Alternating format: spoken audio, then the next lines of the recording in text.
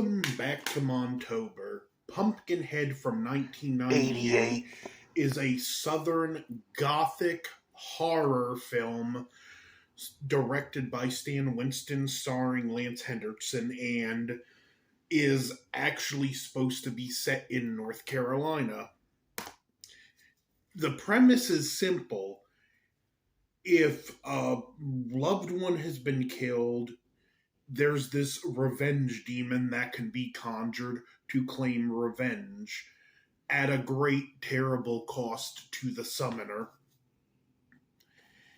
Lance Hendrickson in the beginning, we see a flashback where he sees Pumpkinhead extracting revenge as a child, and then we see him after that as a grown-up, and he's a single father. He has a son, and Lance Hendrickson did a lot of crafting for this character himself. While he's washing his son's hands, he tells his son this story about how his grandmother used to wash his hands as a kid, and that Lance actually pulled from his wife. His grandmother did that.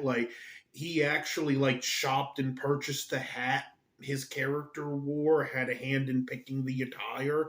And when he goes to the witch to summon Pumpkinhead, he brings these coins and stuff. Those are things he actually, before filming began, went to pawn shops and purchased. So he really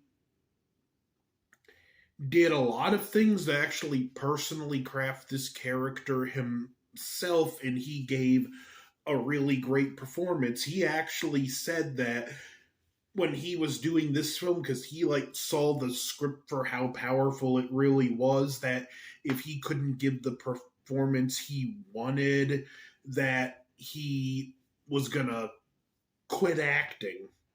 Pumpkinhead has also been called a grim fairy tale. It's a very tragic movie. These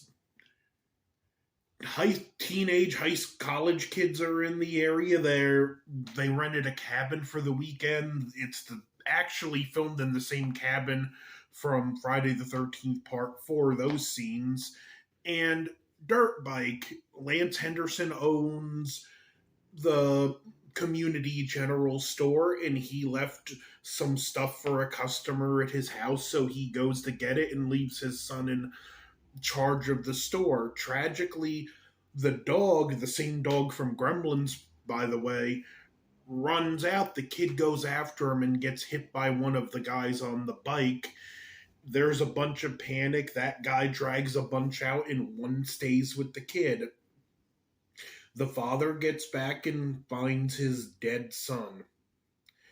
It's a heartbreaking scene. This movie handles grief really well. The guy that hit the son is going crazy, locking people in the house, and he's already had one DUI charge, and he's been drinking, so he doesn't need another. And the father knows about the legend of Pumpkinhead. He's seen the thing, and he wants revenge. Well, when you go out seeking revenge, you best dig 2 graves, because you're going to need one for yourself. He goes back, delivers the order, and tries to get information from his customer. And the customer's grandson actually tells him where to go. And this film is great and atmospheric. The walk to the witch's house, the way the cabin looks, is in even the inside. I'm not going to do it justice by describing it, but it's got great lighting. It's got a great look. This film, at times, the lights have almost an orangish hue to them, or a reddish orange at times. This film has the Halloween look all over it. He gets sent to this area, Razorback Hollow, and he digs up Pumpkinhead, and it's a nice touch. All the pumpkins growing in the area are actually kind of rotted and deformed, and that's because of Pumpkinhead's evil corrupting the ground. Pumpkinhead gets summoned, and this is where it gets tragic. As Pumpkinhead starts, I mean, it's already been tragic, but this is the most tragic part, that his quest for revenge was all for nothing, because the guy that hits his son decides it is best to turn himself in and face the consequences for his actions, so justice was always going to be served. At this point, Lance Hendrickson realized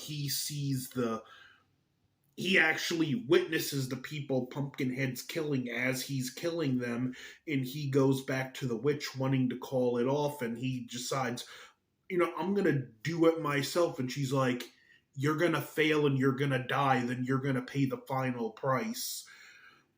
And he, at this point, goes on a quest to stop the thing he summoned, because he's repented. A good man stricken with grief made a bad decision that's just going to cause more grief and heartache in the end.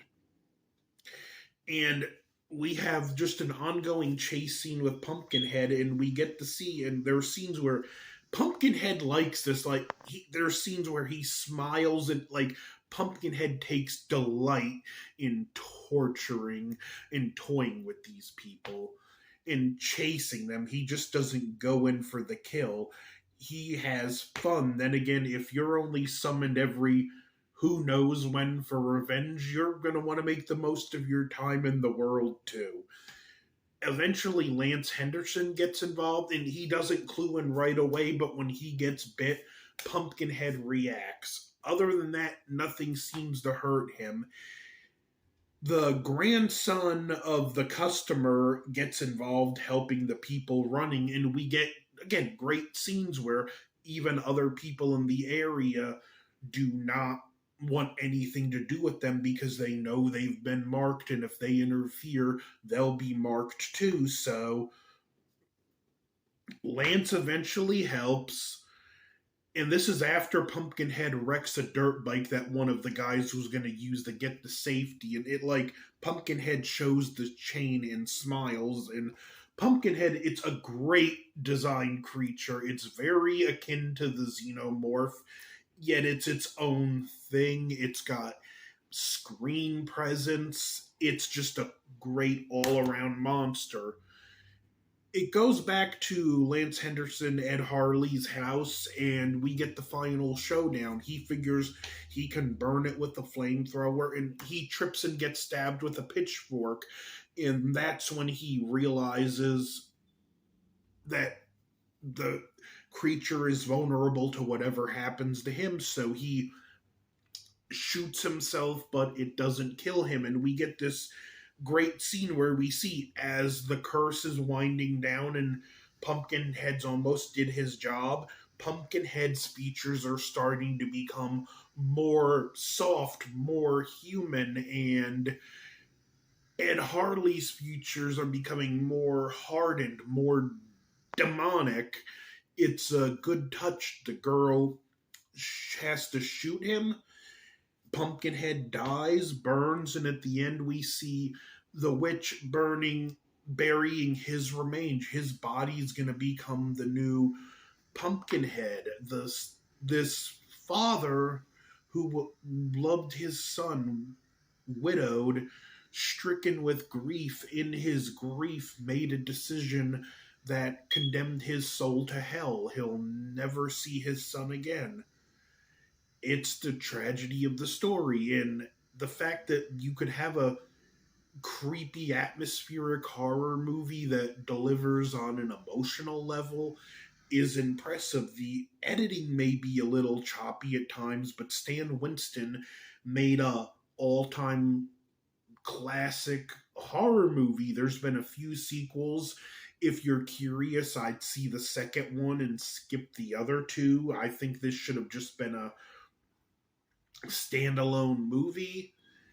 This is just a complete gem of a horror movie that actually takes you on an emotional ride. You will get invested, in the family in the beginning. You will feel for the father, and you will desperately want to see him not do what he ultimately does. The victims are kind of not the best, but they're not supposed to be. They're just supposed to be caught in the crossfire of someone's grief and want for vengeance that was misplaced in the first place, because the guy was ultimately going to turn himself in. Like I said, when you seek revenge, dig two graves, one will be for you. I give Pumpkinhead, the Southern Gothic horror film, a solid A. It does have some choppy editing in place, and I think it's comical that all the Southern people, the backwoods people, are pretty dirty. Live in the South. Believe me, even black backwoods people, they stay pretty clean. But great film nonetheless. Definitely see it if you haven't. Like, share, comment, subscribe. Over and out.